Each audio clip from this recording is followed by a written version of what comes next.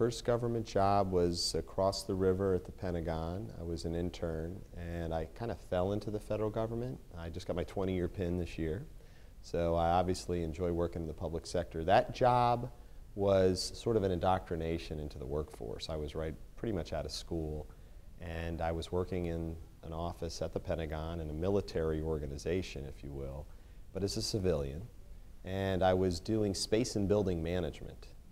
And what that really means is I was like a real estate agent for the military who would come into town and leave and make sure we found space for them.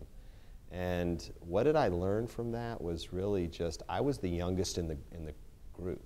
I mean, it was no knock on my colleagues, but they had been around for a while and knew this like the back of their hands. And here was I sort of looking just to help out, bring a little bit of spice to the office in terms of youthful exuberance, as they say.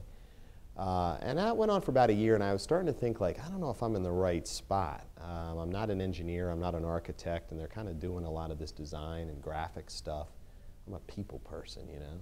So I enjoyed the job where it was out there and meeting, but what I remember was that when IT really came into fruition, this is in '91, the first concept of an inter-office email sort of idea was thrown into our office, and somebody had to go learn it. So they said, Pete, they shipped me off to Wang Mini Computer School or something to learn about it. And I was a communications major in college and sort of was intrigued by computers but wasn't a programmer. So anyway, I got an opportunity to go learn technology before the internet was around and actually found my place there. So these folks and my bosses, and my boss was like over 80 years old, so he was really been around for a while.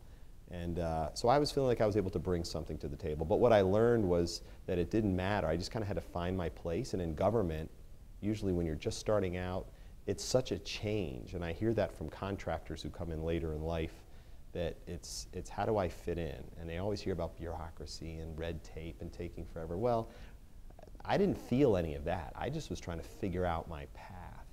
And sometimes it comes to you, and then it's what are you going to do with it? So I was there for about 2.5 years, and then that led me over to my next jaunt at the Department of Education. But it was an opportunity to learn from folks who had been around the block, work in an institution that was pro-defense, and learning how, wow, even though I'm a civilian, it was still like I felt compelled to salute folks when they were in the hallways.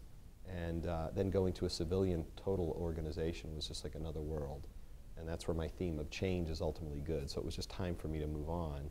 But I mean, I learned about culture, I learned about respect, I learned about technology, and started to think about where do I want to go with this. And ultimately that led me to the path of going back to graduate school. So it was a cool springboard into the federal sector and just my professional career.